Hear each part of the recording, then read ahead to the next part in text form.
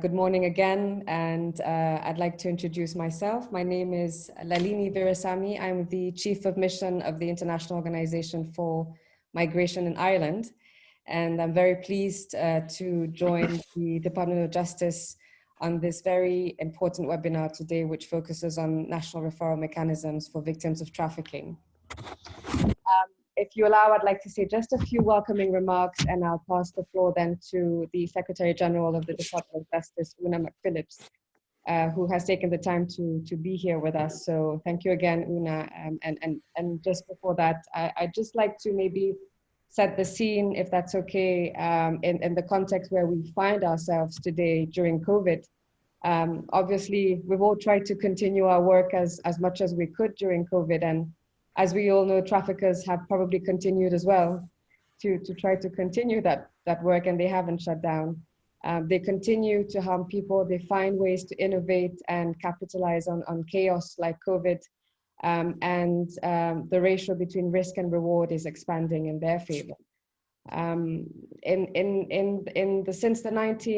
the early 2000s, the proportion of identified cases of trafficking for sexual exploitation has declined, but we see that the share of identified cases for forced labor has actually increased.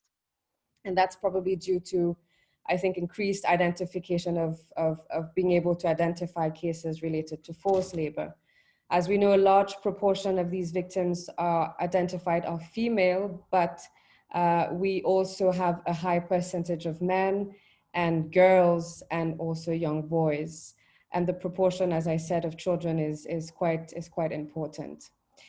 As IOM generally, globally, and including Ireland, we have been very much hand in hand working with governments, with NGOs to provide direct assistance to victims of trafficking, or work closely with governments to develop policies and support in the protection, the prevention, and the prosecution of cases, of trafficked cases. And up to today, we have a database of cases that we've been able to support, and we've able to support more than 55,000 individual cases over time.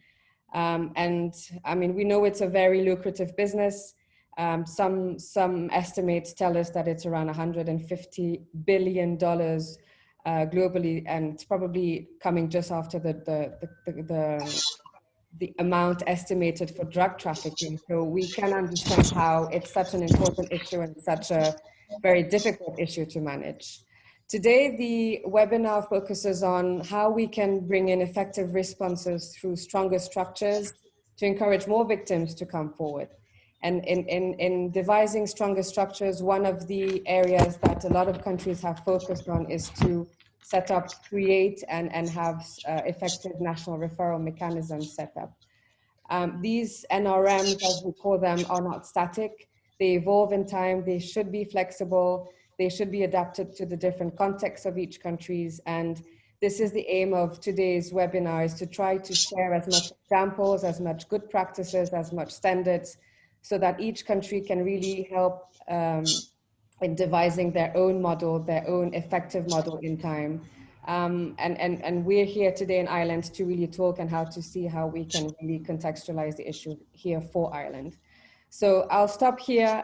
I'll just want to mention also that we're working on a campaign on trafficking, which will start in the coming week, hopefully, and we count on your collaboration, all of you, to help us really raise awareness on such an important issue.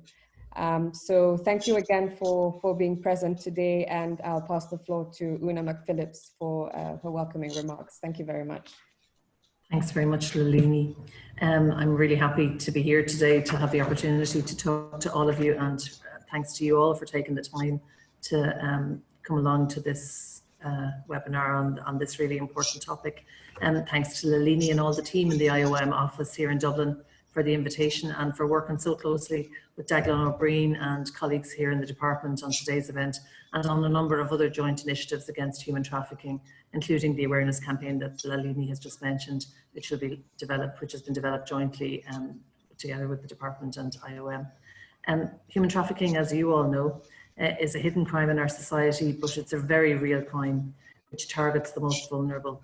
And it's particularly cruel as it relies on deception, mainly of vulnerable women and girls, but also of young boys, as Lalini has said, and often by members of their wider family and ethnic networks. In Ireland, most victims are trafficked in for enforced prostitution, and investigating these crimes and securing convictions has been very, very difficult because already traumatized victims find it hard to acknowledge the trauma and the reality of what has happened to them, and to hold on to that through our court processes, which often take far too long. So it's very difficult for them to cooperate with a criminal investigation or to give evidence in a court case. So we see the reform of the mechanism for identifying victims as of critical importance to improving our national response to this heinous crime. At present, the sole authority for recognition of victims is an Garda Síochána, our National Police Force, and the Gardaí will always have a central role in investigating and pursuing this crime. But other EU and UN member states have created the NRMs that involve a range of other public authorities and services, and indeed in some cases have a valuable role and a formal role for NGOs. These mechanisms and these other approaches to this issue open up several different pathways to being officially recognised as a victim of human trafficking and to accessing the various services such as accommodation and help and other social services that are absolutely necessary in these circumstances. So these pathways, we believe, will allow for a more flexible response and allow public authorities to adapt to the victim's readiness or lack of readiness, and recognising that too, to be part of the criminal investigation immediately and to get that underway as quickly as possible. This reform is a really important issue for us, and the question has attracted adverse comment internationally on Ireland's existing mechanisms. But more importantly, we feel this is an area that we can make our response to this hidden crime much more effective and much more supportive of victims and more appropriate to their needs and the traumatic experience they've gone through. Today is the start of an important public discussion, and the EU Anti-Human Trafficking Day on the 18th of October and the expected publication by the Commission of a comparative study on NRMs on that day will provide another milestone, but also another opportunity to deepen this conversation, I think. We've a number of other initiatives underway to strengthen our efforts to tackle trafficking, including the establishment of a forum for human trafficking victim stakeholders, which has met twice to date, and I know colleagues who are on that forum are also on the call, so thank you for participating in that. And also importantly, the designation of the Irish Human Rights and Equality Commission as our independent national rapporteur, for which arrangements are being finalised, and we believe that will be also a game changer in holding us to account on this really important issue. But this topic you are discussing today is one of the most important for us to resolve, and it's not easy to resolve it. We intend to develop a proposal for a revised NRM here in Ireland and bring it to our government for approval before the end of this year. So your thoughts on the contributions from our guest speakers today are really important to us in that work. So to conclude, thanks again to IOM for working with us on this issue. I have to step off in a few minutes. I'll only be able to stay for another little while, but lots of other colleagues are on the call, and Declan is going to facilitate you. But I wish you a fruitful and thought-provoking morning, and meeting some of you again. Look forward to that as we move towards putting the more flexible and more appropriate mechanism in place. So thanks again for your time, and I just wanted to be here with you to show really how important this topic is for us and how committed we are to it. So thank you. Thank you, Una. Thank you. And can I just reiterate our thanks to the IOM and to Lalini and her team for very close collaboration on this topic.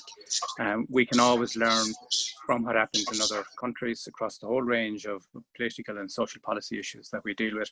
And this is one where there's really been a very positive and very fruitful working relationship. We also have a good relationship with the OSCE. They had a country visit here last February, and we're looking forward to deepening our relationship with the European Union on this topic when their comparative report is published. And it'll give us a range of models in terms of what might work better in our society. And we want to move on this fairly quickly. It's been a topic of discussion for some time. As Una said, the guards will always have a role, but it's not a role that they want to keep exclusively for themselves. There's recognition that there's a range of other issues and services and other bodies that can have a role in the formal identification of victims of human trafficking. There will be an opportunity for questions at the end, and I'm not quite sure how I'm going to manage that, so you'll have to bear with me, because I can see that already we have 110 participants, but there will be an opportunity for questions at the end. So we go straight into our first presentation, which is from Phil Brewer, and I'm just going to take a moment. You also have to bear with me while I manipulate not one, not two, but 3 pieces of technology to find all the papers I need. Phil, you're very welcome. Phil is a Director of Intelligence at Stop the Traffic, STT, a global charity combating modern slavery and human trafficking through collaboration with a diverse range of partners. He is also a specialist advisor on modern slavery at the Human Trafficking Foundation. He was a police officer for nearly 30 years services, retiring from the Met in September 2019 as Detective Superintendent and head of the Met's Modern Slavery Unit. In addition to this role, Phil sat on a number of national modern slavery working groups, as well as regularly representing UK policing at the Europol Trafficking Human Beings Expert Group, Project Phoenix. At the 2019 Anti-Slavery Day Awards, Phil was recognised with outstanding contribution to the fight against modern slavery, and Phil is currently studying for a Master's in Human Trafficking, Migration and Organised Crime at St Mary's University, Twickenham. So Phil, you're really very welcome. Look forward to hearing what you have to say, and the floor is now yours. Thank you very much. It's very kind of you, and a great introduction. Thank you. Yeah, I sort of got the whole retirement thing from the police completely wrong, and I think I've probably taken on a little bit too much, but it's something I'm really passionate about, and hopefully for the work that I've done over the last sort of 5-6 years within policing, it was important to me that I sort of brought that on to hopefully carry on making a bit of a difference. So I've been asked to speak about the national referral mechanism from a UK perspective, and what I won't do, and I promise I won't do this because the speakers that follow me won't thank me at all, it is moan and groan about the processes that we've got. It absolutely is not perfect. But what I wanted to do was actually talk about some of the things that I think work well, some of the things that I think we should consider from a UK perspective, and the pockets of real positive sort of work that's already happened that really helps in terms of investigation and supporting victims of modern slavery and human trafficking. So I'll speak for about 10 minutes, and I'll just touch on sort of the main players and how they interact from a UK perspective. So for those of you that don't know, there has been an NRM in place in the UK since 2009, and certainly when it was set up to manage a small number of victims, and where we are today, we're certainly from the last year that I was involved in policing, over 8,000 victims were referred into the national referral mechanism. It's a process that's evolved. It thankfully continues to evolve from a management perspective. So we now have one competent authority which sits in the Home Office in the UK, who makes those decisions around the reasonable and conclusive grounds. And in terms of the processes that are there to support victims, the contract is currently held by the Salvation Army. So there is a real NGO feel in terms of that involvement. So the Salvation Army don't have just the sort of responsibility alone in terms of supporting victims. It's made up of a number of subcontractors, which on the whole are NGOs, offering that accommodation, care and support. Now, it's great that we have this framework. It is brilliant. But the bit that is most important is how we all interact in terms of putting the victim first, understanding the complexities that victims of modern slavery bring, and actually working together to make a difference. And this is quite often overlooked. And I wanted to sort of give a couple of examples where things haven't worked, and some of the changes that have been put in place that hopefully will make a difference. So when I talk about complexities, one case that sort of my team became involved in a few years ago probably really explains that. And it was as a result of a brothel visit. 2 potential victims of modern slavery were identified, removed from that exploitative situation, and taken to a safe house. So both women in similar experiences, similar levels of exploitation, which were significant. Yet we have one victim, the last thing she wanted was to be put into a room. She didn't want to be locked away. It brought back too many memories of the exploitation that she had faced. On the other hand, the other woman, that is exactly what she needed, just to help that recovery process in terms of moving on. So straight away, even with a similar situation in terms of people being removed from exploitation, the needs of an individual can vary. And this is why, just picking up on something that Lalini mentioned in her introduction, is that the process needs to be flexible. And I fully appreciate that flexibility also brings cost and complexity in terms of finding a process that works. But when you look at the different sort of players involved and people that can bring worth, I believe it is achievable, although I do obviously recognise some of the challenges. There are some simple things that we can put in place that make a difference. So it cannot be right in that a victim that has made it clear that they want to support a prosecution finds themselves in a safe house where they have little interaction with the investigative teams, are in the dark in terms of what's going to happen to them next. And actually they're working with their caseworker, who actually doesn't have that experience of how a police investigation works, or how the decision-making process can work in terms of reaching a decision around what happens next for that individual. So it's recognising the challenges that every part of this faces. So a simple thing of ensuring, from a police officer's point of view, of just ensuring that victim feels valued and that their case is being taken seriously, can really make a difference. What also makes a massive difference is from a policing perspective, is that the officers involved in those investigations take time to listen to the victim and understand their background. I think probably one of the bits that I've found most striking in this is that some of the stories that I've heard over the years are literally unbelievable. And I think it can be very easy from a policing perspective to dismiss them out of hand because they are so unbelievable.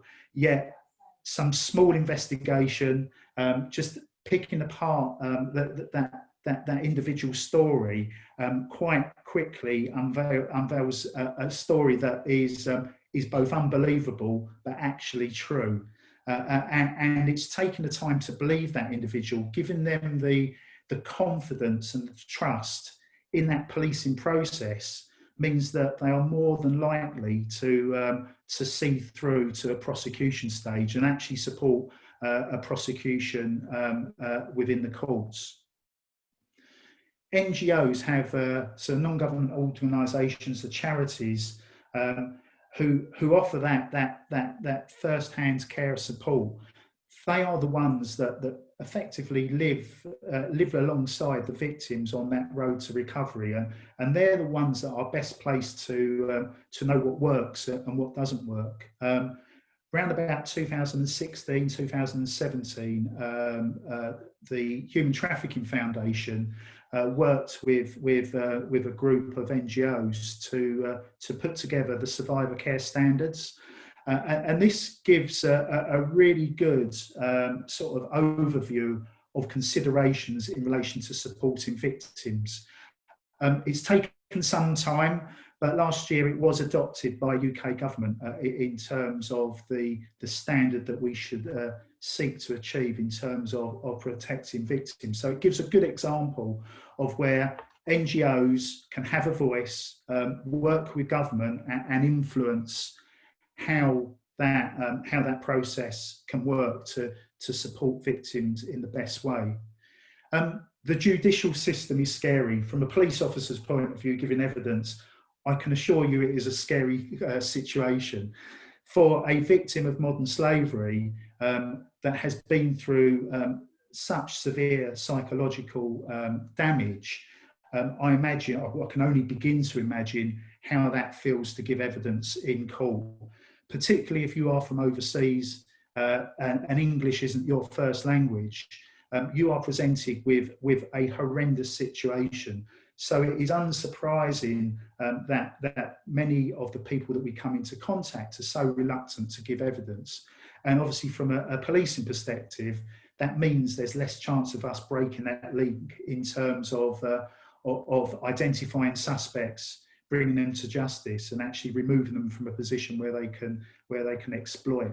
So it's also worth considering working with the NGOs to get a feel and an understanding for the victim's needs and building that into your investigation. The private sector also have a real role to play in this as well. For me, one of the key pieces is looking at the journey of a victim, and I think the processes are in place from a UK perspective for that short and medium-term care and support. But what is missing and continues to be missing is what happens long-term. So, you know, it's great that there is a period of time in which a victim can reflect, can receive that care and support and start to build their lives again. But actually, if there isn't an opportunity to work, if there isn't a way of moving on, becoming self-sufficient and getting back that personal pride in your life, it becomes a bit of a wasted journey for that short and medium term point of view. So there's a role for the private sector in this as well, to open up those opportunities for work where that's possible. There's absolutely a challenge from a government perspective to ensure that those victims that we're picking up, who in many cases from a UK perspective don't have the right to work within the UK, so certainly those from outside of the EU, it's looking at how we can unpick that to actually build that into the process where we can build that support mechanism in and victims can feel valued. So I'll leave you with this. I'm conscious that I'm sort of on 11 minutes. For me, we all have a part to play by sharing the issues and the challenges that the NRM throws at us. Are problems shared without a doubt. But between, you know, the main bit for me, the main message for me is that key is trust. That's not just in terms of building trust with survivors and victims. This is building trust between those different organisations, whether it's law enforcement, statutory agencies, NGOs, judicial system and the private sector. That trust is key to ensuring that we have a system that works and puts the victim survivors first. Thank you. Thank you very much. I'm not going to be a moderator that spends a lot of time summarising the presentation, but just 4 points that jumped out at me just to reflect. One, the first really important point is all of us in the public sector and in the private sector looking at putting the victim first and how we interact amongst ourselves to that objective. Secondly, acknowledging the vulnerability of the victim, the time it takes to build up trust. And spending time doing that is actually a benefit for the police because it might better support prosecutions if we take the time, if we put the victim first, if we build the circumstances in which that vulnerability can be addressed and that trust can be developed. And then final point, that what it's really about is supporting the victim to move on, to recover his or her self-esteem, and to become self-sufficient. And that really chimes with the vision for the future of policing that our Commission on the Future of Policing articulated, in terms of the objective being to reduce harm, and policing in that sense being the responsibility of An Garda Síochána, but a range of other bodies as well. So just to reflect those, and I'm sure there were other points that other people would have picked up and prioritised, but those were 4 points in that really good and really interesting presentation. So Phil, thank you very much. Before I introduce our next speaker, can I just say again, we'll have an opportunity for questions at the end, and feel free to use the chat function to send questions as they occur to you. And then we'll try and aggregate them, and we'll come back at the end and have an opportunity to respond to some of those questions. Okay, so our next speaker is Heather Comeda. I hope I'm pronouncing the name correctly. She is a counter-trafficking professional with 15 years of experience in protection and assistance. She joined IOM in 2004 and has worked in Southeast Asia, East Africa and the Horn, and the Middle East and North Africa. She has provided technical assistance and advisory services to governments in the development of counter-trafficking legislation, national plans of action, and national referral mechanisms, capacity development services to national police departments, immigration services, government ministries, service providers, and civil society organisations, and has overseen provision of direct assistance services to hundreds of vulnerable migrants. Currently, she's working at the IOM headquarters in the Assistance to Vulnerable Migrants Unit, where she drafts policy, provides technical guidance, and manages projects on migrant protection and assistance, counter human trafficking, and migrant children. In addition to this work, Heather has worked extensively on organisational development initiatives aimed at improving project and performance management. She has a Master's of Arts in Political Science from McGill University and a BA Honours in Political Science from the University of Manitoba. And with all that expertise, it will be no difficulty whatsoever for Heather to tell us exactly what we need to do here. So the floor is yours, and you're very welcome. Perfect. Thank you so much for the introduction. So Lalini's going to help me out with some slides. What I'll be doing in my 10 to 15 minutes is walking you through a new document that IOM developed and published late last year, but has not been getting much attention because we've been focusing on you know what. So this is the document is the IOM guidance on referral mechanisms for the protection and assistance of migrants vulnerable to violence, exploitation, and abuse, and victims of trafficking. On the next slide, basically a quick overview is this document is meant to be very brief and very practical guidance for states and stakeholders in the process of developing a new referral mechanism or making improvements to an existing process. And when I say light, it really is quite short, 33 pages, very process and content oriented. This is based on our hands-on experience in supporting the development of referral mechanisms around the world. What we did is we had consultations with a number of IOM colleagues and other external stakeholders who had worked directly on referral mechanism development and implementation. So really, again, just focus on the process of how we should go about doing this, taking into account lessons learned from a lot of countries and what should be included in a referral process. Next slide. So really there's 4 key segments in the document that I'll touch on briefly today. So first off, what are referral mechanisms? The reason we have a content on that is there's very different levels of development globally, of course, when it comes to referral mechanisms. In some countries, we have stakeholders who have been working on referral for decades, either in this sector or in other sectors, and in others, the idea of protection pathways and referral services are pretty new.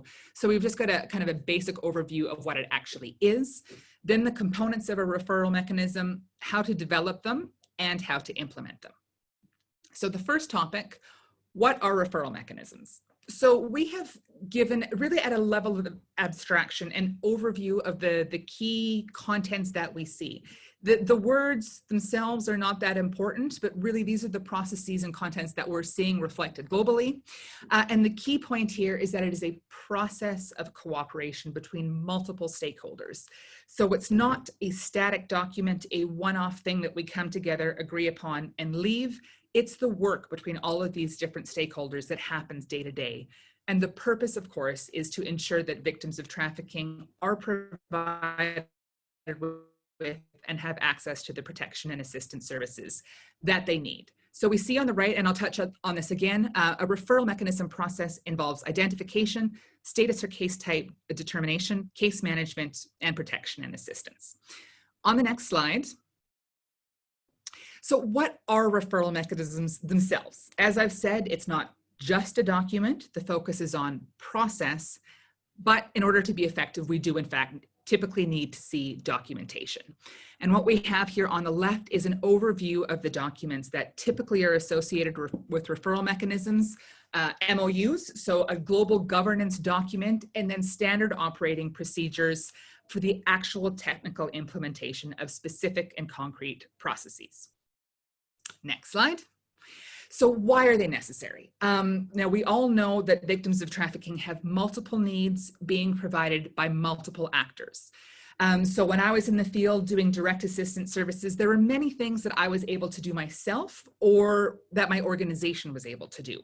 So I worked as a caseworker and case manager. IOM had different services like fitness to travel checks, healthcare services that I could do for internal referral, but very often I would have clients who had very specific needs that absolutely could not be provided by myself.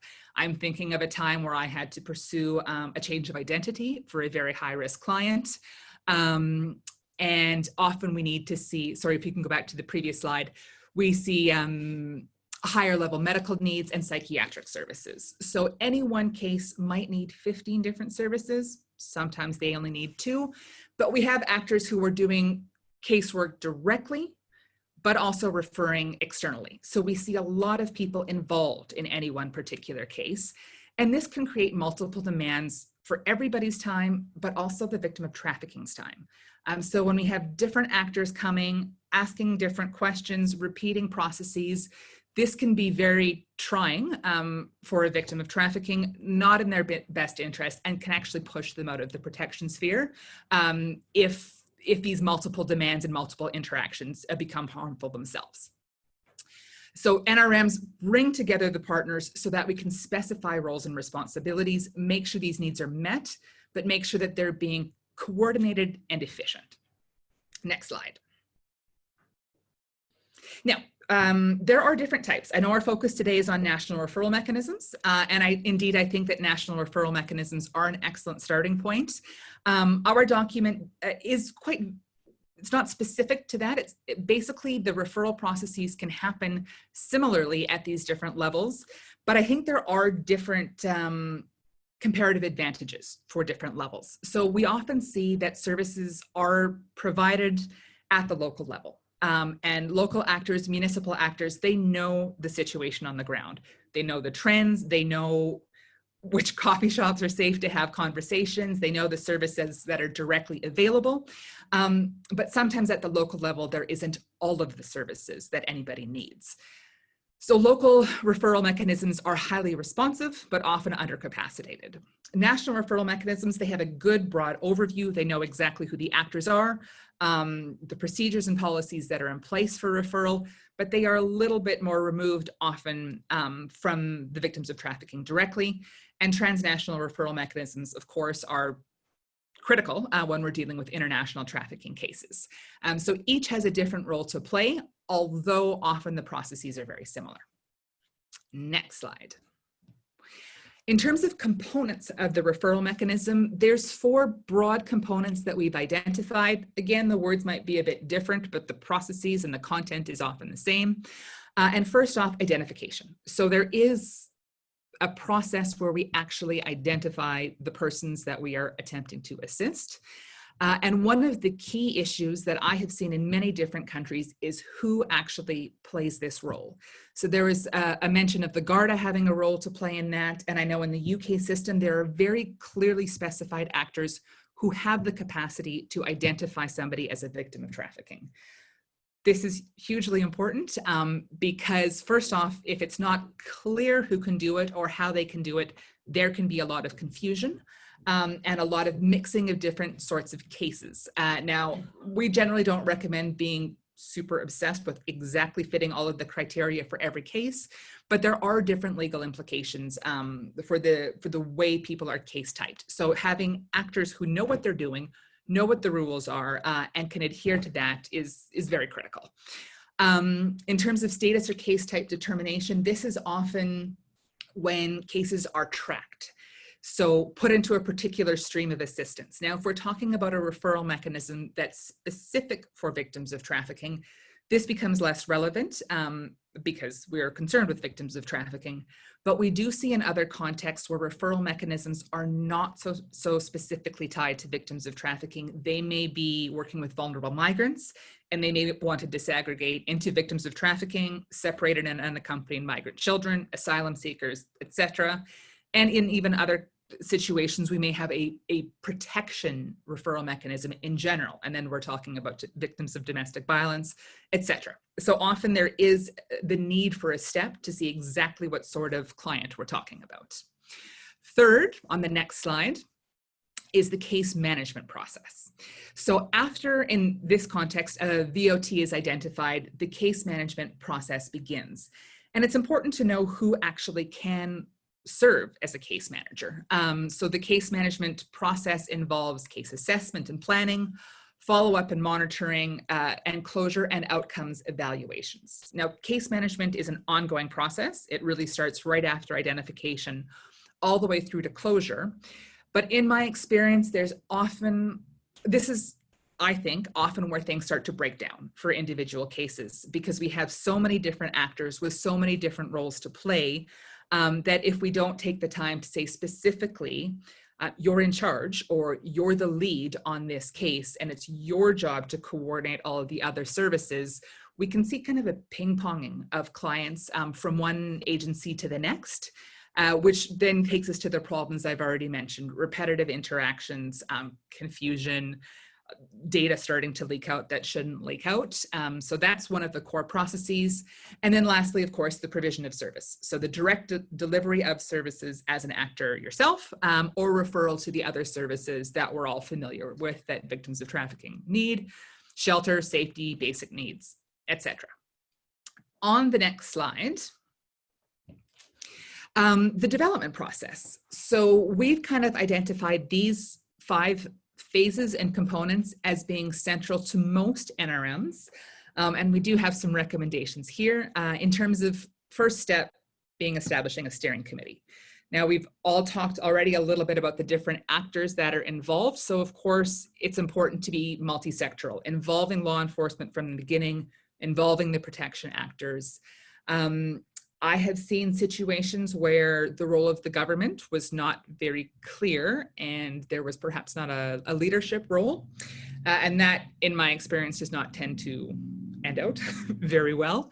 We would like to see and recommend that the steering committee is chaired by a government office and by somebody sufficiently senior to move the process forward. Next, an important phase is actually doing an assessment. So usually by the time we're here, the need has been identified. But I don't think it's really a binary, do we need one? Yes, no. We need to think more what sort of issues we're facing. Is it largely a situation of domestic trafficking? Because then we're going to have a different focus than international. Is it mostly children? Is it mostly women? What are the sectors affected? If we're in a context of, trafficking specifically for work in particular industries, it's just going to be a different constellation of players. So we do need to take the time to think through the scenarios that we're looking to address.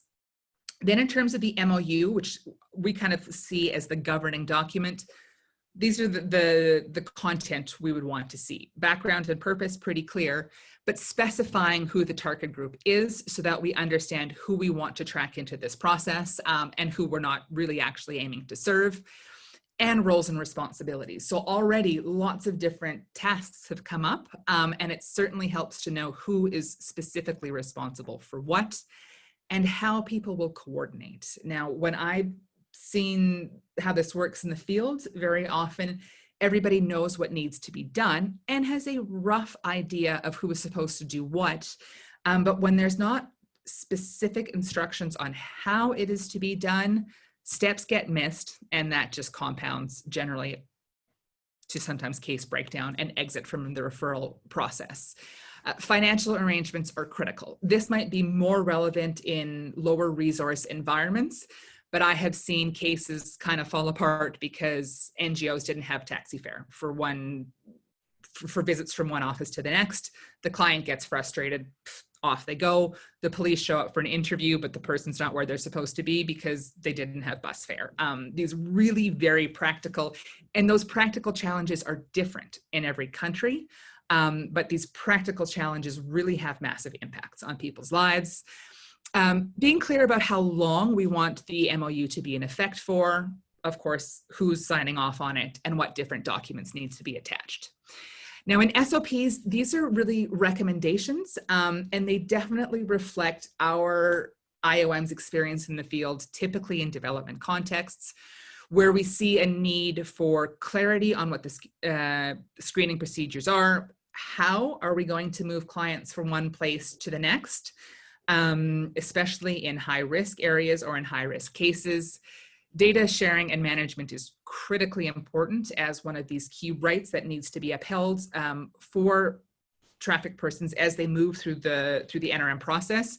We get a lot of data, a lot of very sensitive data, and as NRM partners, generally the idea is that we need to have some sort of understanding of what data is required, why, and how we're going to manage it. Next, very, very technical, but very important, how we're going to pay, who's going to pay for all of these different things. And then lastly, any specific documentation we want to see attached. So one thing that's become really common in the past, I'd say 5 or so years, is having flow processes so that anybody can see exactly where they're at and what the next step is. And I love walking into offices and seeing that up on the wall. They take a long time to develop. Like, people really get into the nitty-gritty, but once everybody's on the same page, things move day to day instead of sometimes week to week. On the next slide, implementation. I think this is the last slide. So these are the key issues that we want to think about. Who is going to coordinate and have oversight? Now, this is one of the things that I have found very interesting, is when we think about different service providers all being in different locations, interacting with different populations, providing different services.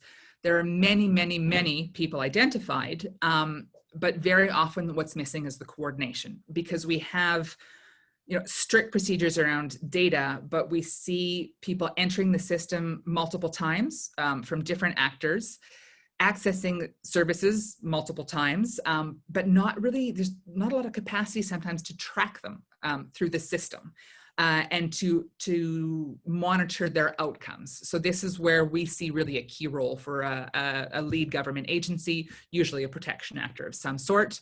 Funding, of course, there's different modalities. The more it's funded by the government, the better, but of course there's different arrangements and different levels of capacity to do that. If we have a perfect system and don't tell anybody about it, it's not going to work. So outreach is super important. Again, the data collection management. If we don't have any processes for gathering core data and managing it effectively, we're not going to be able to do the next steps, basically, which is feedback to ourselves on how the system is functioning, monitoring both the system and the outcomes for the clients, and engaging in capacity building so that we know where the gaps are, where the weaknesses are in our own systems, so that we can engage with them. And that's my thoughts. So happy to take questions towards the end. Thank you. Thank you very much. And again, no attempt at summarizing what you had to say, but a number of points that jumped out, taken very much by the idea of looking at a national referral mechanism as a process of cooperation between multiple stakeholders, as much as a document or as much as an institution. Again, the emphasis on protection and provision of assistance for victims responding to multiple needs. And I guess prosecution and immigration law and issues like that are in there somewhere, but they're not the priority. The priority is responding to the victim.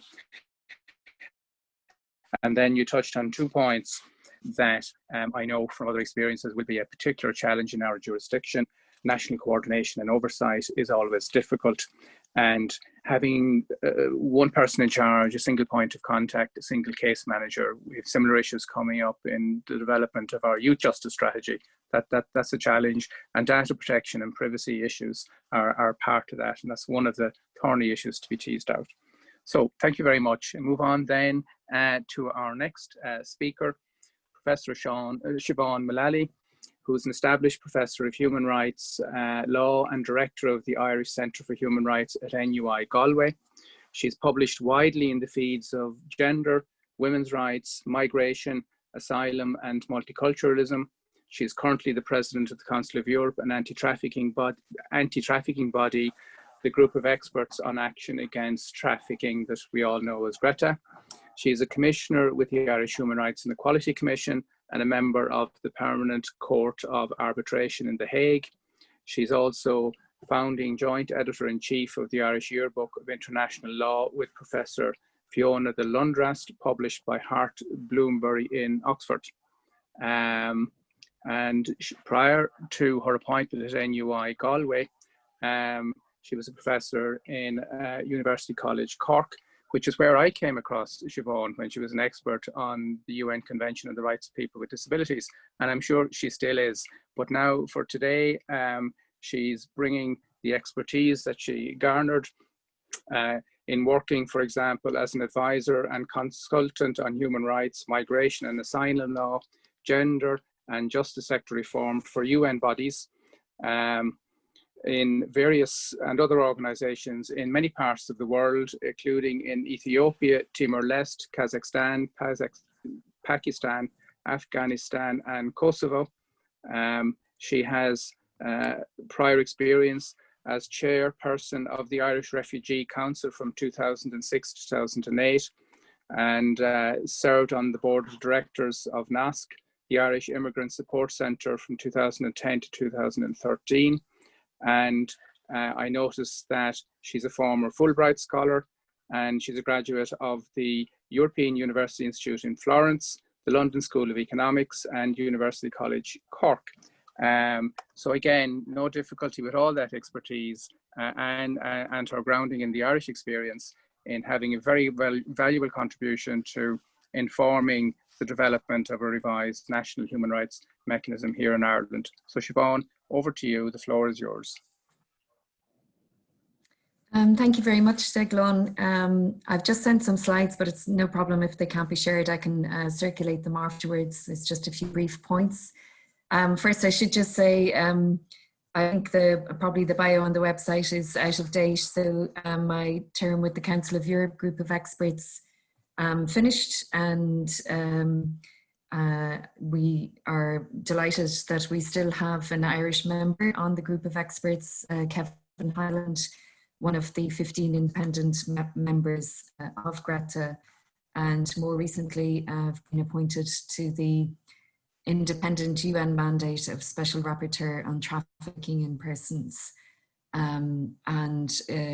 My predecessor, Maria Grazia Gianmarinaro, did visit Ireland on a number of occasions and also engaged with Ireland specifically on questions around identification of victims of trafficking, non-punishment, and access to assistance and protection, most recently in the context of the fisheries situation and workers in the fisheries sector, but also more broadly on questions of non-punishment and access to protection.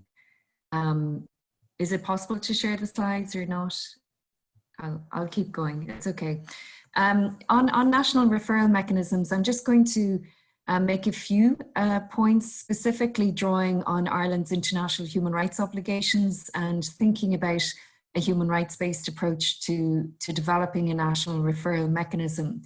I recognise many of the names here on the list of participants, and this is something that we've been talking about in Ireland for quite a long time. We've had many roundtables, many sessions, many seminars. So it's good to see that there appears to be some momentum again now, and it was good to hear the opening remarks of the Secretary General and Deglon's comments around the engagement with OSCE and with the EU in particular, to really get to the point where Ireland is meeting its obligations to establish an effective national referral mechanism. It's something that has been delayed for a very long time. And I know that the civil society organizations, the NGOs, the trade unions, many public bodies here have been concerned about the gaps in protection, the gaps in terms of resourcing of an effective national referral mechanism, and ensuring early identification and effective access to protection. So looking at people here from the Sexual Violence Centre in Cork, Cork Against Human Trafficking, the Dublin Rape Crisis Centre, I can see UNHCR, the Immigrant Council of Ireland.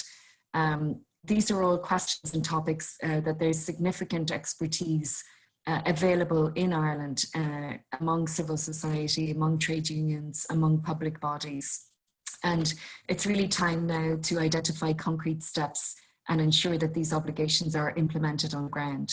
The national referral mechanism, we know from the examples across common law, civil law jurisdictions within the EU and elsewhere, it's important to have multi-agency involvement. As Phil also mentioned, there's a lot of experience now also from the UK that we can draw on and learn from, including the challenges that have been faced.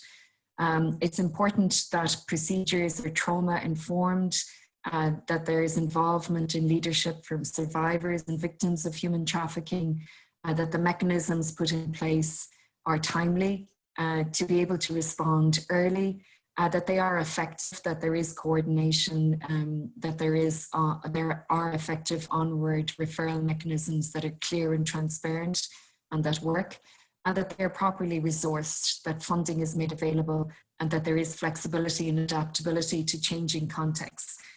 Particularly important in the context of COVID-19, many organizations are struggling with increased demands on time and resources, but also increased challenges in terms of being able to meet with the people most directly affected, increasing isolation, which again can exacerbate risks. In Ireland, we know that there are very specific problems and challenges in terms of the state having been found on a number of occasions not to have met its positive obligations of protection in relation to trafficked persons. And here, these are quite specific. They're not abstract human rights standards drawn from international human rights treaties or EU law or the European Convention on Human Rights or the Anti-Trafficking Convention. These are positive obligations that relate very specifically to protective operational measures that trigger obligations of due diligence on the part of the state to take action in a timely way within specific timeframes to ensure there is adequate resourcing on the ground to meet those obligations of due diligence. The High Court, so the Irish High Court, going all the way back to April 2015 in P versus Ireland, Judge O'Malley, as she then was on the High Court, found that Ireland had not correctly transposed the 2011 EU directive. In her judgment, she drew on Greta's comments and the obligations under the Council of Europe Anti-Trafficking Convention. And since then, we've had numerous treaty bodies and international bodies commenting on the gaps in Ireland's current systems, leading, most embarrassingly to the downgrading in the TIP report this year again. But findings from Greta, findings from CEDAW, the Committee on Elimination of Discrimination Against Women, CERD in December of last year, the Committee on Racial Discrimination, and Greta repeatedly. So these reforms and these gaps have been there for the reforms have been pending. We've been told about them, that they're coming for quite a long time. And the gaps that have very serious concrete implications for people on the ground have been there for a long time.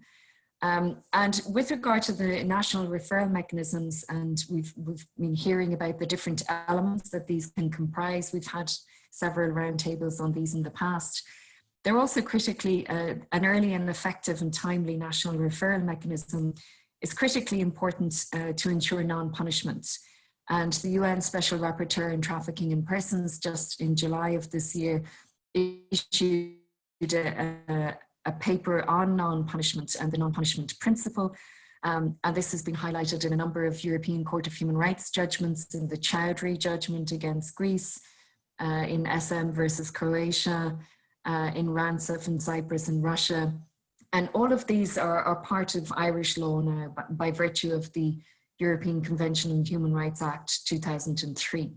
And the European Court of Human Rights has repeatedly drawn on the Anti-Trafficking Convention as interpreted by Greta. So it's not something distant or, you know, abstract out there. It's part of Irish law. It's part of our jurisprudence. It's part of the positive obligations on the state. And we repeatedly hear about, you know, the distinctiveness of the Irish legal system, a common law jurisdiction somehow being somewhat different, the office of the DPP being distinct in terms of how it operates. But we know that other common law jurisdictions and other EU member states have put in place national referral mechanisms, have put in place guidance and obligations with regard to non-punishment, identification separate from criminal justice measures and mechanisms. So it can be done, and there are lots of obligations out there. From the Special Rapporteur's non-punishment paper, I just want to highlight there again the links with early identification with the national referral mechanism, and this being understood as a compulsory tool involving a range of actors: police, yes, but also immigration and border officials, labour inspectorates, civil society, trade unions, healthcare professionals, and those in the education sector and child protection having a key role. Again, Council of Europe, Greta, highlighted this repeatedly since 2017 in particular. It has come up again in the Chowdhury judgment against Greece, and that was used to commence the proceedings in Ireland with the International Transport Federation in relation to the fisheries sector in particular, but many of the concerns raised there in other sectors also. And finally, I just want to note also Ireland's obligations and commitments and the role that Ireland has played in relation to the ILO, the International Labour Organization, and the 2014 protocol to the Forced Labour Convention and the recommendation, which there highlights the importance of role and resourcing of labour inspectorates, the roles of trade unions and civil society organisations in relation to involving a whole range of actors in a national referral mechanism in early identification and ensuring effective access to protection and assistance, and ensuring non-punishment. And in relation to non-punishment across all forms of exploitation, sexual exploitation, forced criminality, forced marriage, here it's critically important that we ensure that the national referral mechanism protects victims and survivors against punishment in the immigration context, in relation to administrative sanctions, in relation to deportation, detention, and access to compensation, ultimately, to ensure that the cycle of re-trafficking doesn't continue, and resourcing and early measures are needed, and they're needed in Ireland now quite urgently. Thank you.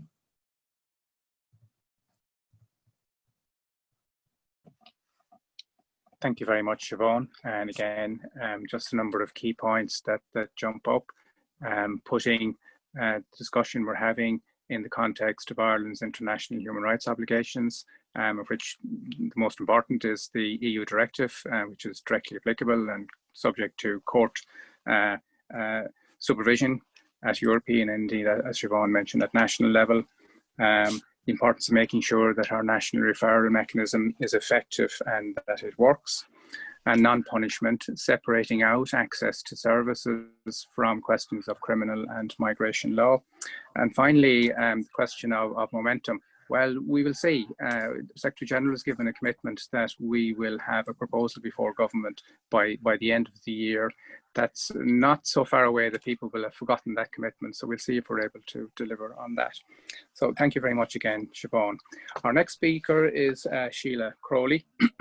Sheila works with Ruhama, again, a voluntary organisation that we have a very close working relationship with in the department. She's currently the service manager, and Ruhama is a Dublin-based NGO which works on a national level with women affected by prostitution and sex trafficking. Sheila has over 30 years experience working with marginalised groups, including young male offenders and people with acute mental health difficulties. She is a Master in Philosophy, Gender and Women's Studies, as well as a Master's in Psychotherapy. So, Sheila, the floor is yours. Thanks, Declan. Hi, everyone. I think I have a presentation, so we might share the screen. Great. So I suppose, yeah, I'm Sheila Crowley, Service Manager with Rahama. Just to say a little bit, as Declan says, Rahama are going over 30 years now, and we work with a wide range of mostly women, people affected by prostitution. So the aspect of trafficking we deal with is sex trafficking. Move on a slide. Maybe, yeah, and you can keep moving on. So I suppose just to talk a little bit about what works. First of all, just to say to you, my presentation is really going to put the victim at the heart of what I'm saying. Because we can have a mechanism, we can have anything we like, but all the victims who come to Rahama are very different. All their stories are different. So there is no one framework that fits all. But we know what does work, and Phil mentioned collaboration, and I wholeheartedly agree. Interagency working, true collaboration, where we build trust with each other, will also by default show the victims that they can have trust in us too. So the NGOs tend to, I suppose what we do in Rahama is we develop a comprehensive assessment. We would be a psychosocial service, so we have a care plan which includes a large component of psychotherapy and trauma work. We work with the Gardaí, who deal with the legal aspects, the anti-human trafficking team, and the Women's Health Service, who do a healthcare plan, IPAS, who look after the accommodation, the IOM then will look after repatriation, and then the Legal Aid Board, the IRC, or the Immigrant Council of Ireland, we would generally refer to for legal advice, and they would take on our cases. So we use a case management approach, and I know Heather spoke very strongly about that. Again, I wholeheartedly concur. It needs to be a case management approach where there is one lead agency and one care plan, but the victim really has to be at the centre. And I would say that all services need to be trauma informed. And then I suppose that when I was writing that and putting that in the slide, I wondered what does it mean, and how does the recovery and reflection period fit into a trauma approach. So the next slide. So just to, I suppose, this is my understanding, and this is Rahama's understanding of what a trauma-informed practice is for all of us as practitioners. And this is a definition for you. So trauma-informed practice is a strengths-based framework that is grounded on an understanding and responsiveness to the impact of trauma, that emphasises physical, psychological and emotional safety for both providers and survivors. And I think that's key. When you're providing a care plan and you're working every day with victims, it's very important that the providers are looked after in this scenario too, so that they don't have burnout and vicarious trauma. And that creates opportunities for survivors to rebuild a sense of control and empowerment. And I think any national referral mechanism has to have empowerment at the heart of it. If we keep re-victimizing victims, then they're never going to be independent, they're never going to be in control of their own lives and feel empowered.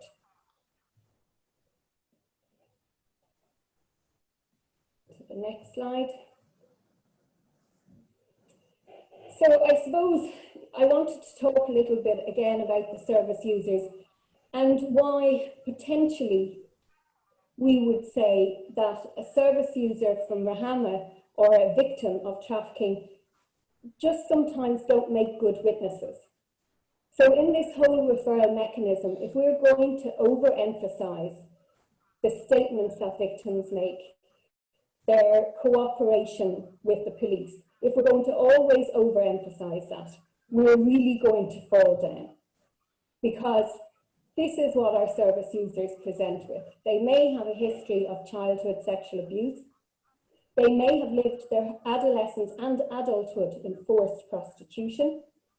They may have experienced abject poverty, low levels of education, systemic neglect.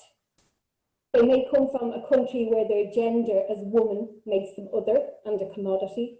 They may come from a country where polygamy is acceptable. So they may have grown up with a father who, just because of the fact that he had daughters with his wife, went on to take another wife, to have sons.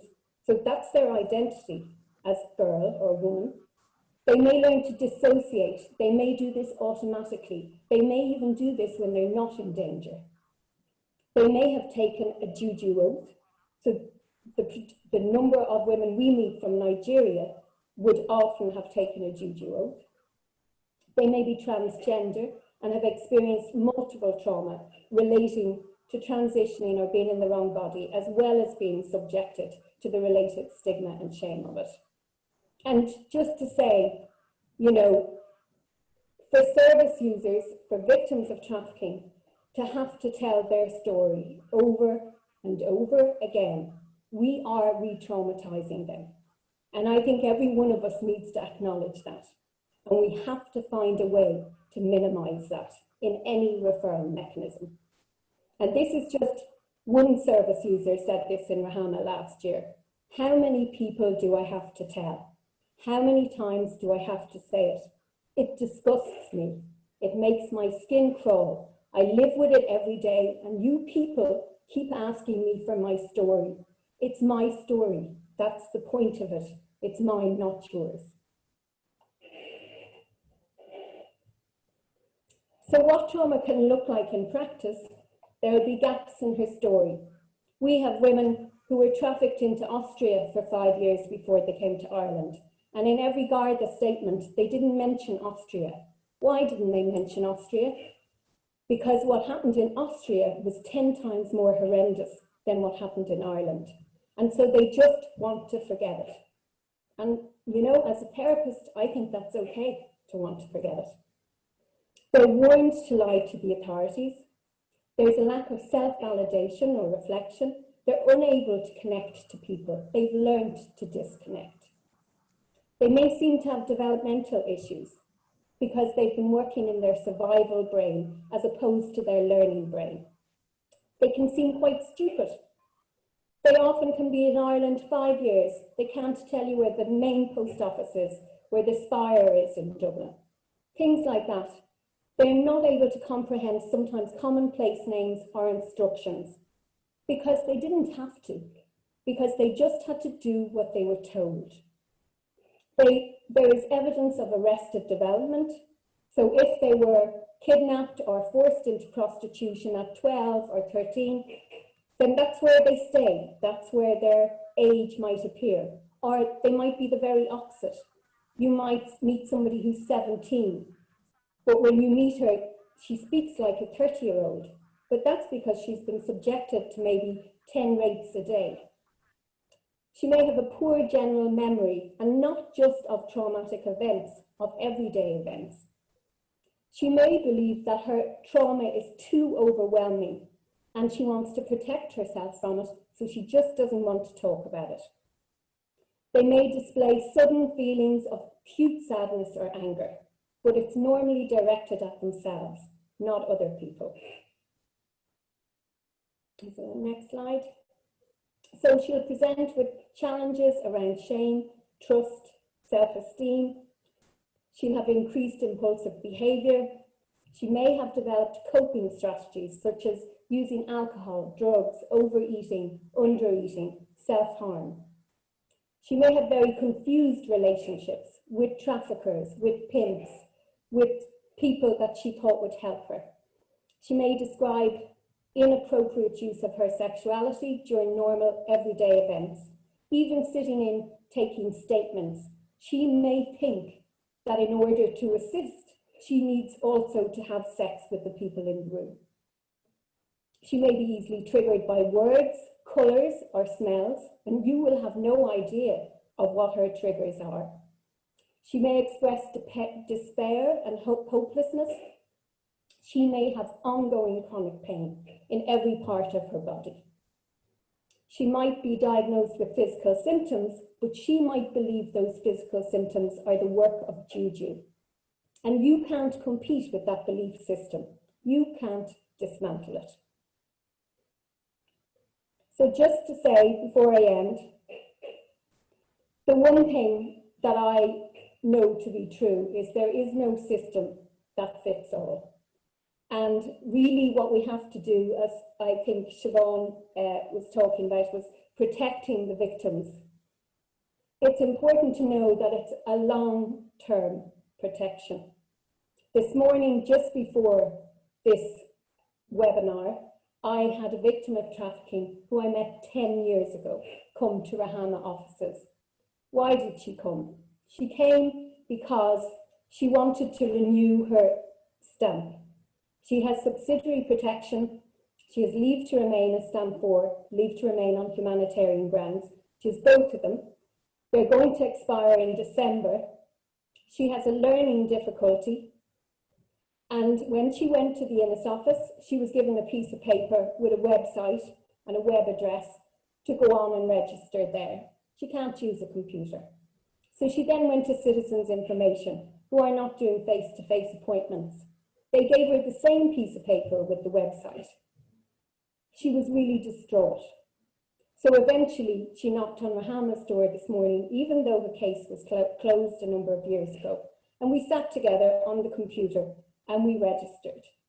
But these are the kind of things that we need to consider when we're talking about a framework or a mechanism, that we're not talking about 2 months or 3 months. We're talking a long-term engagement, and we're talking about supporting victims who have real needs and need to be at the centre of anything we do. Thank you.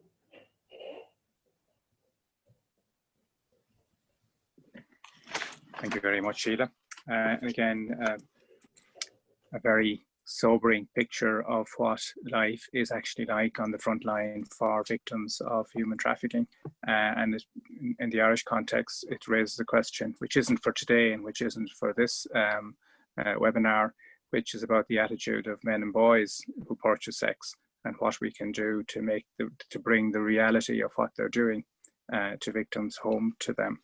But again, continuation of themes raised by other speakers, the need to be trauma informed, what it's like to be trafficked and the trauma that involves, building on and compounding the trauma a person might have experienced in their childhood, the very clear gender dimension to trafficking, and cultural issues, including people from migrant background who believe in juju and who believe in black magic, that we need to be aware of and we need to understand, and we need to understand that as a barrier to the victim cooperating with the police or with other public agencies, and the need for long-term support for the victim and a long-term presence and the implications that has for the national referral mechanism.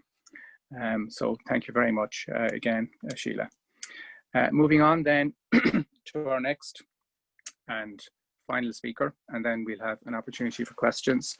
Our next speaker is Tatiana Koterienko, who is the advisor on anti-trafficking issues at the Organization for Security and Cooperation in Europe's Office of Democratic Institutions and Human Rights since 2016, known fondly as ODIHR. She's currently working on the update of the national referral mechanisms, joining efforts to protect the rights of trafficked persons, a practical handbook, directly relevant to the discussion we're having today, and recently worked on the ODIHR and UN Women Joint Report and recommendations on addressing emerging human trafficking trends and consequences of COVID-19. In addition, she provides technical support and capacity building to combat trafficking in human beings to OSCE participating states. She was the founder and executive director of the Enslavement Prevention Alliance West Africa in Ghana, In its first 3 months of its existence, EPAWA was responsible for a national anti-human trafficking red card campaign in partnership with the ILO during the Cup of the African Nations in 2008, and the rescue of 60 girls from a child brothel.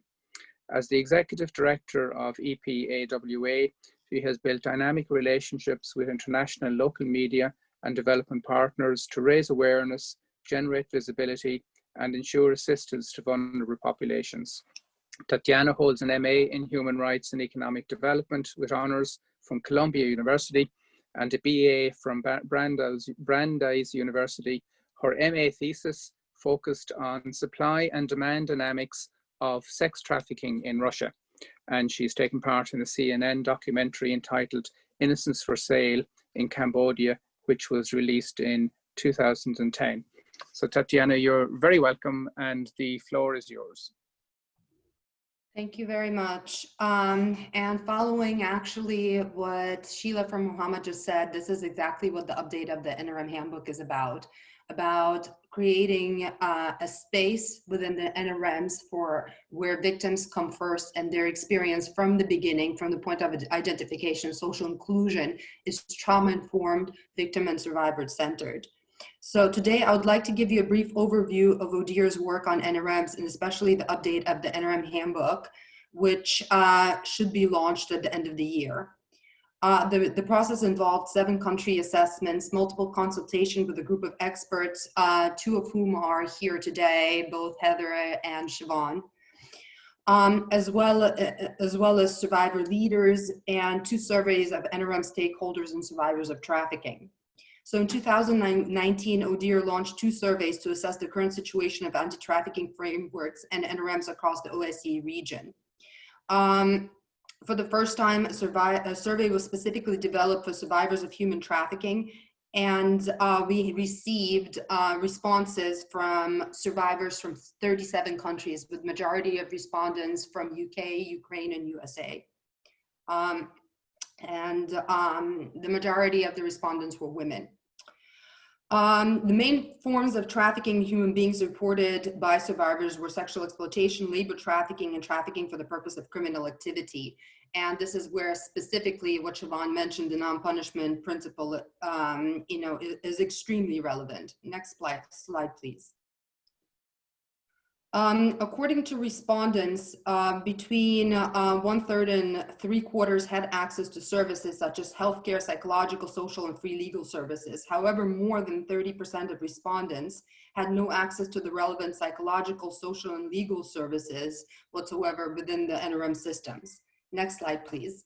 Respondents answered the process was made easy through services such as lawyers, social workers, caseworkers, and consultations from various organizations.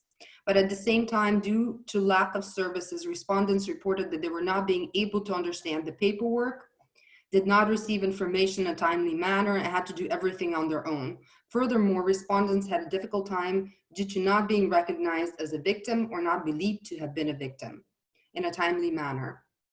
Next slide, please. There are just a couple of survivor comments I would like to share with you, but I would focus on the first one. Laws need to become more victim-centered. Law enforcement needs mandatory compassion training, and it has come out as a response from many survivors answering and working on this. Next slide, please. The stakeholders survey had responses from 56 countries outside of the Holy See, out of the 57 in the OSCE region. The great majority of respondents were female, so this actually also creates a gender dynamic, because what it says is that the majority of those who are working within every sphere within the NRMs are women. And 46% of the respondents were from NGOs, 10% from government institutions, about 8% from law enforcement, as well as a variety of all other stakeholders. Next slide, please. What is important to note is that the majority of countries around the OSCE do have an NRM or in the process of establishing one. And the majority also have anti-trafficking laws and legislation. Next slide, please. With regards to data collection, according to respondents, data collection is most commonly conducted by various agencies, including non-governmental agencies, law enforcement, and the judiciary. Some respondents noted other agencies are involved in data collection, but what's even more important is that there's a lack of coordination with regards to data collection and sharing of data. Next slide, please. A large percentage, 66% of respondents reported that victims' compensation was available to victims of trafficking in human beings. When asked what percentage of victims of trafficking in human beings received compensation between 2012 and 2017, the average response was 17%. So availability here does not equal accessibility. If we could continue on, next slide. Another question we asked, actually, how much is spent on each victim of trafficking within the NRMs across the OSCE region? And about 10% of responses said less than €5, to 32% who responded about €50 a day or more. Next slide, please. And here's an important part with regards to identification. The largest source of identification is self-identification by victims. So unless the victim actually reports herself and says, I'm a victim of trafficking, it becomes very difficult for the victim to be identified. So this is where we need to do better. Next slide, please.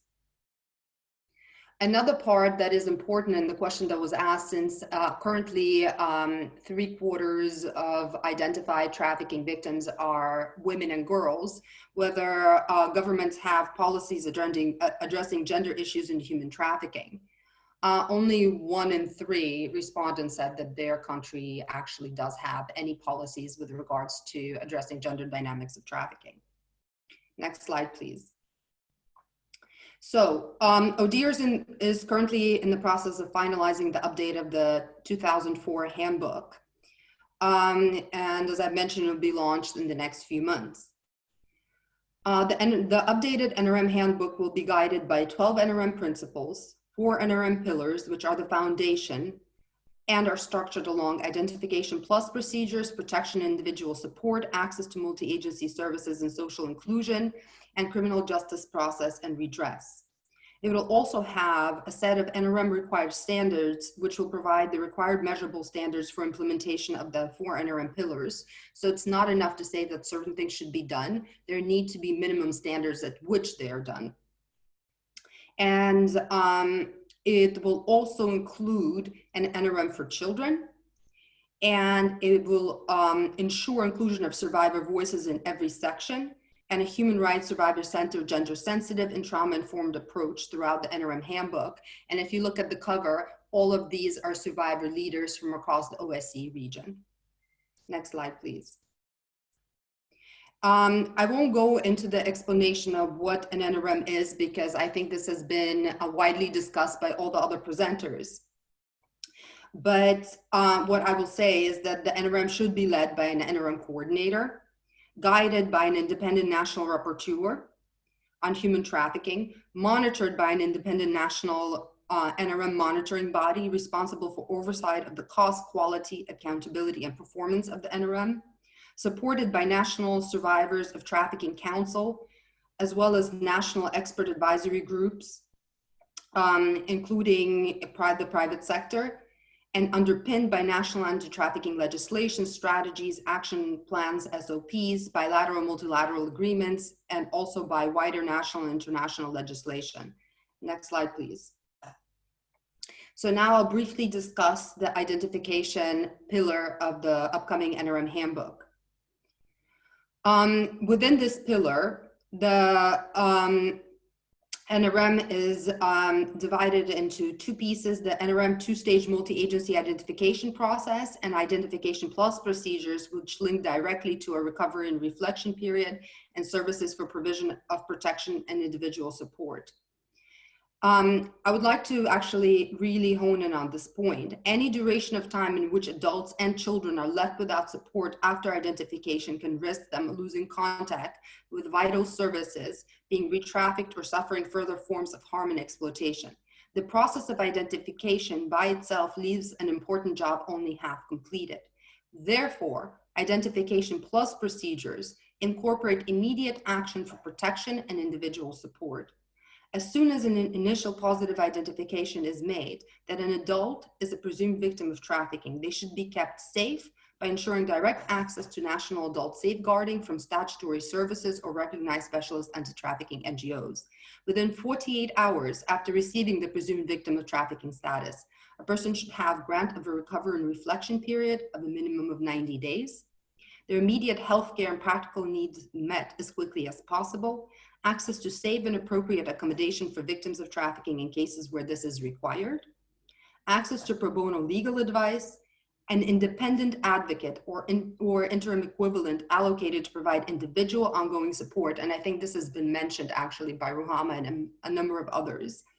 And access to voluntary return procedures. Next slide, please. The second stage of identification is a conclusive victim of trafficking status decision, which is made by competent authorities. A positive victim of trafficking status decision means that on the balance of probabilities, a person has been conclusively identified as a victim of trafficking. It should be issued within the time frame of 90 days from the initial identification and correspond with the end of R&R period.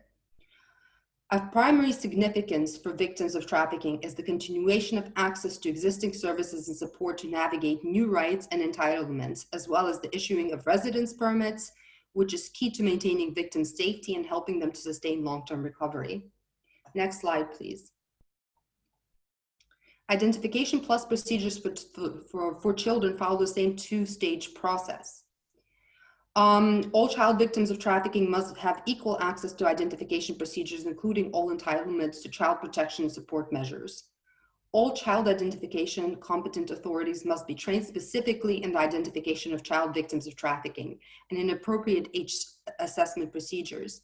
They must be able to apply child-centered, age-appropriate, and trauma-informed methods of working. Children who are initially identified as presumed victims of trafficking are immediately kept safe with child specialist, child-centered supervision. All actions and communications with children are governed by the UN Convention on the Rights of the Child.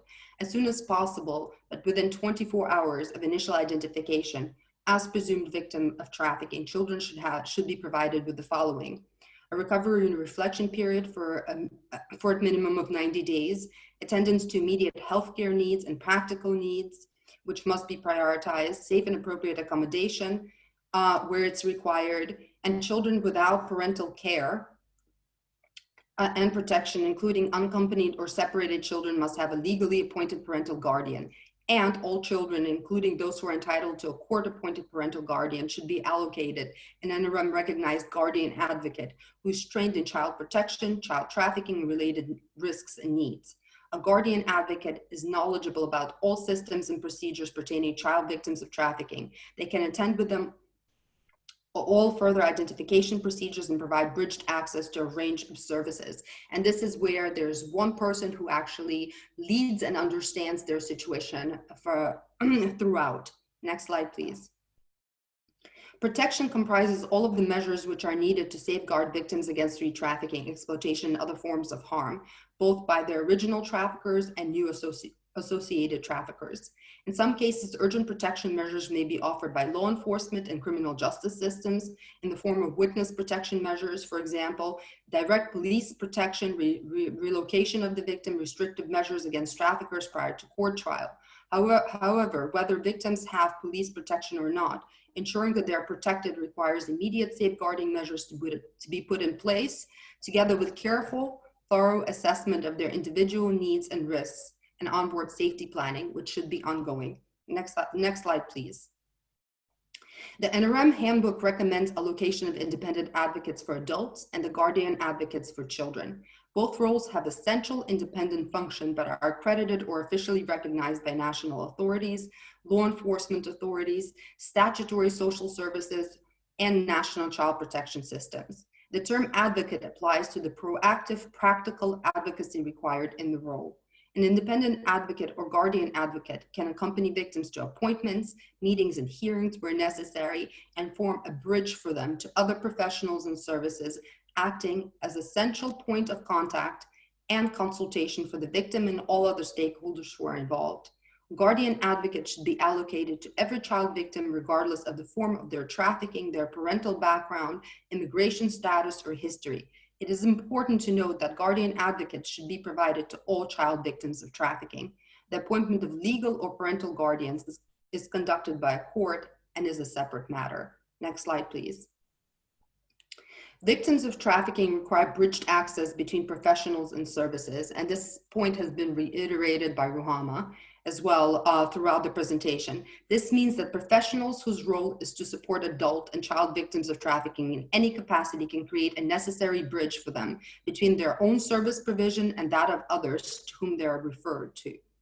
The roles of independent advocate and guardian advocate have been specifically formed with the task in mind because it is vital to onboard protection and safety for victims of trafficking. It is helpful once trust has been established with a professional or service to pass that trust along for victims by providing them with a bridge to other known, recognized, and trusted professionals and services. Next slide, please.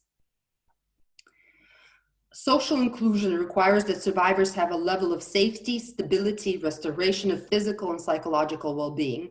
Pathways to social inclusion include positive, safe friendships and relationships within communities, opportunities in education at all required levels, skills and vocational training, and access to gainful employment, as well as participation in the economic, social, cultural, and political life of society, in line with every individual's aspiration. Next slide, please. Criminal justice and redress is the fourth NRM pillar, and it is actually the largest one within the NRM handbook. It provides victims of trafficking with access to criminal justice, including through the investigation, prosecution, and conviction proceedings, compensation for crimes and abuses committed against them, as well as protection and individual support throughout and beyond criminal investigations and court trials. Next slide, please.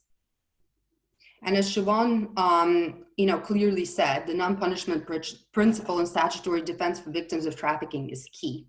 Victims of trafficking may be arrested, detained, prosecuted, convicted, and in some cases incarcerated or deported for criminal offenses that they were compelled to commit in the process of being trafficked. In some cases, they will never be identified as a victim of human trafficking, even though they have passed through the procedures and scrutiny of a criminal justice system. Accused persons who are victims of trafficking should be equally entitled to NRM identification plus procedures, protection, and individual support. Next slide, please. Access to compensation is paramount for victims and survivors of trafficking in the process of achieving justice for their recovery and social inclusion. Therefore, victims of trafficking should have the access and ability to claim compensation from the trafficker through the criminal law, civil law, or labor law procedures. In addition, states can also consider the possibility to provide compensation from a specific state fund. Next slide, please. A criminal record which is related to survivors' trafficking history creates a barrier to survivors' access to education and training, legitimate employment, private housing, and various essential routes for social inclusion. Therefore, retrospective criminal record remedies such as vacatur, expungement, or sealing of their court and criminal records are an important measure. So I've tried here to provide a very brief overview of a very comprehensive NRM handbook. And what I could tell you actually in conclusion that with the report that we did with you and the joint report with you and women on the trends and consequences of trafficking during COVID times is that those countries which did have an NRM were significantly more able to respond to the needs of victims and survivors of trafficking than those that didn't. So NRMs are an essential component of victim protection, support, response, and combating the crime of human trafficking. Thank you very much. Thank you very much, Tatiana. Again, just a few reflections. A lot of commonality in the themes in your presentation. I was really struck by that the primary source of identification is self-identification of victims, and therefore it's critically important to reduce the barriers, including the difficulties with documentation, the lack of support, the difficulties in securing recognition for somebody who wishes to complain of being trafficked, if we're to be more effective in reaching victims. You mentioned data. That's an issue in our system in terms of two dimensions. One is protection of personal data, and where the work of the National Referral Mechanism would rely on the Law Enforcement Directive, and where exchanges of data might stray into the GDPR space. Second dimension is, we have colleagues, I think, in the room who are working on grey data and trying to extrapolate from what we know and what we think is happening in our society to bridge the gap between the number of victims that we formally identify and the number of victims that we think might be there in our society. So last year, the number of victims we formally identified was in the mid-40s. Same time in Garda, she's going to tell us that there are about 2,000 women engaged in prostitution, most of whom are not Irish, and of that category, most of whom are not involved in the sex trade in any real voluntary sense. So how we use the hard data we have, other information we have about what's happening in our society to get on top of the real extent of the difficulty.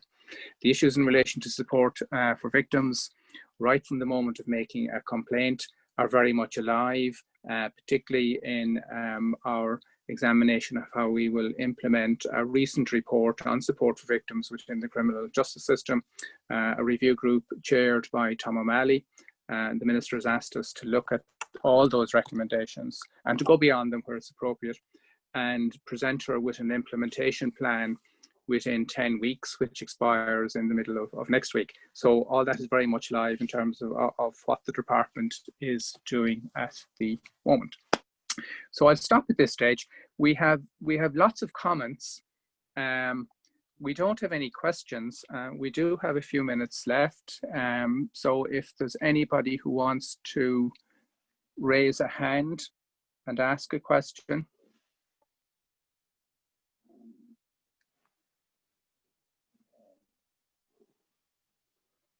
And if not, I have one, because the moderator should always have something in reserve.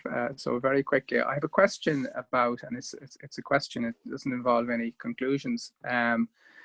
We have a long history in our society of funding NGOs to deliver social services, including social services for which the state is responsible, and specifically in the health service area. What we don't have to quite the same extent is involvement of NGOs in making decisions about access to services. And that's one of the elements I think that we want to look at very, very carefully and see what we can do, because the people who are really in touch with what's happening are very often NGOs. So any reflections from any members of the panel about how we bring NGOs into the process of being involved in actually identifying victims, and the challenges that creates. Mentioned data protection, don't see that as a big issue, but certainly there's a challenge for NGOs who have a public facing campaigning role and who are part of the system, to use that expression as well, and how we manage those tensions and make sure that the people who are really working and have the capacity to reach victims in a way that state authorities can't do, that they're part of our national referral mechanism as well. Any reflections from any panel members on that?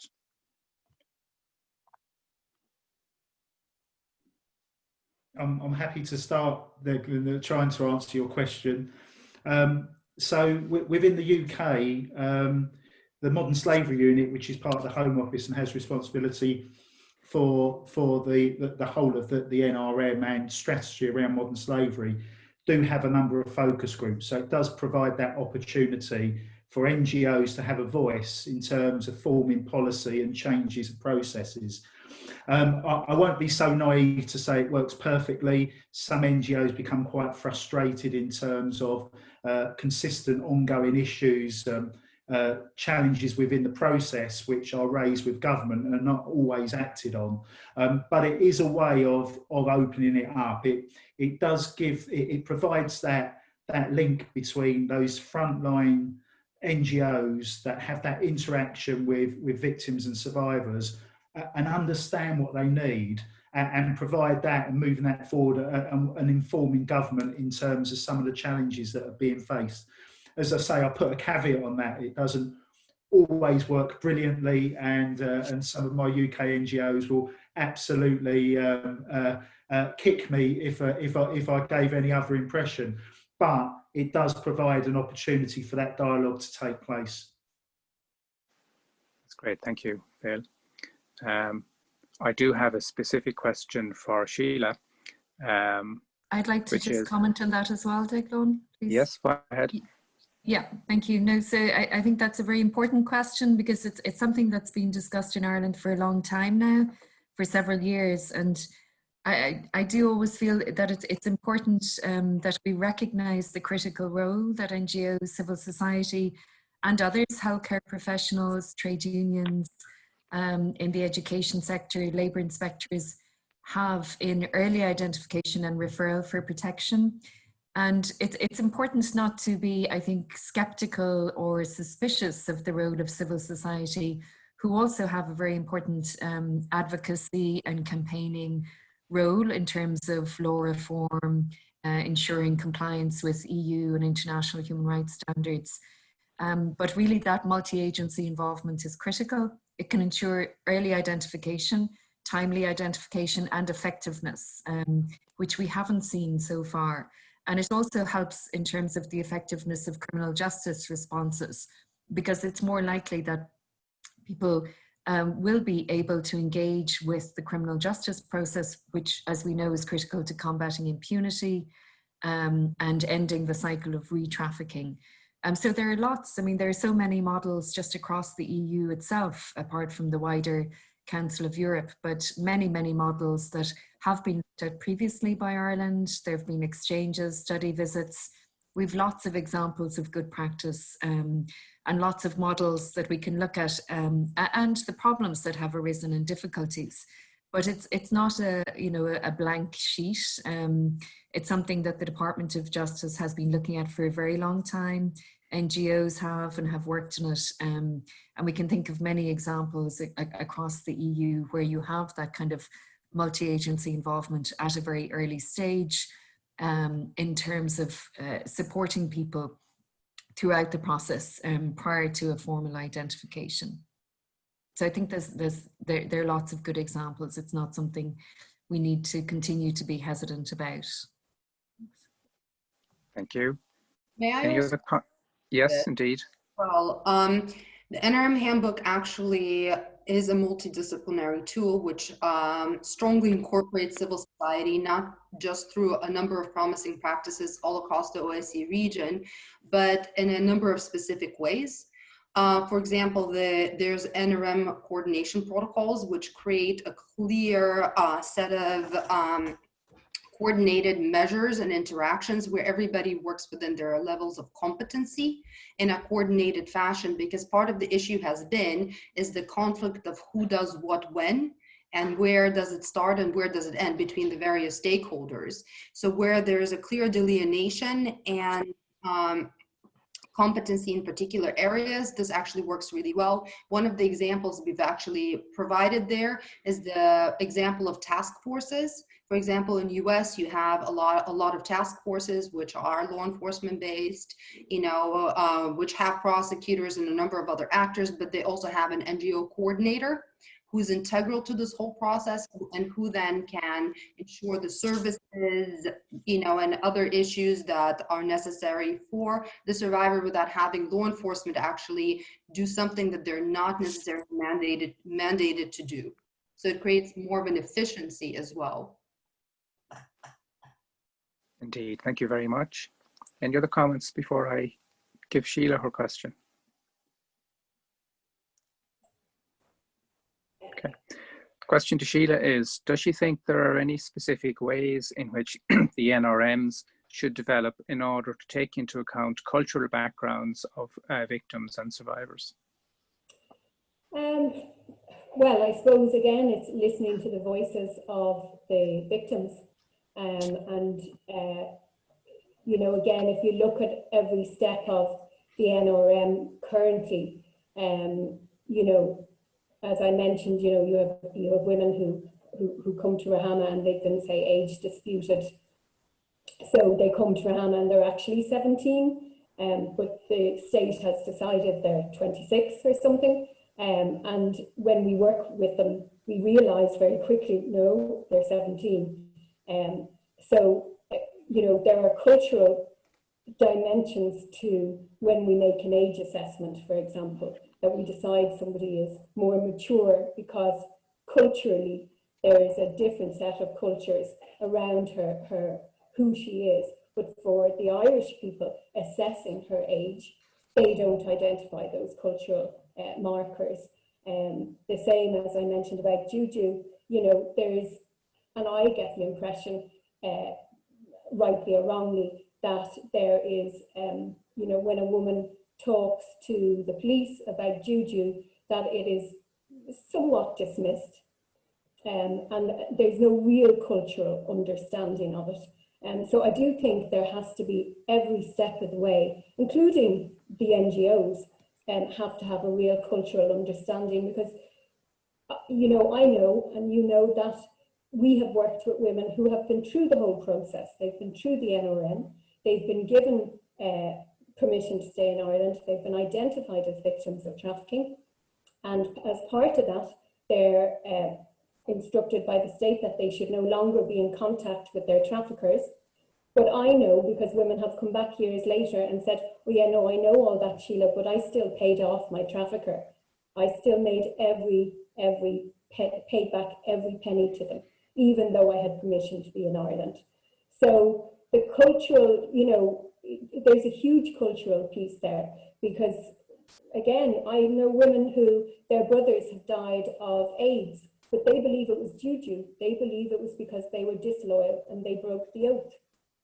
You know, and the only way you can dismantle things like that is by making people secure and having some degree of stability in their lives, where eventually they're immersed in the culture of the country they're in, and then they begin to question these things from their past themselves. But only they can dismantle it. And it is a cultural piece, but I think every step of the NRM, every part of that framework, needs to take cognizance of culture. Yeah. Thank you very much. Again, reinforcing the point that this is not an easy crime to deal with. It's not, certainly not simply a question of establishing an institution. It's about making sure that that's effective, and that there are many different pathways in to recognition as a victim, and lots of different supports over the long term for victims. So unless there are any other comments or questions, I'll bring proceedings to a close. We're slightly over time, and some of you will want to get your lunch. This is, as our Secretary General said this morning, this is the start of a discussion.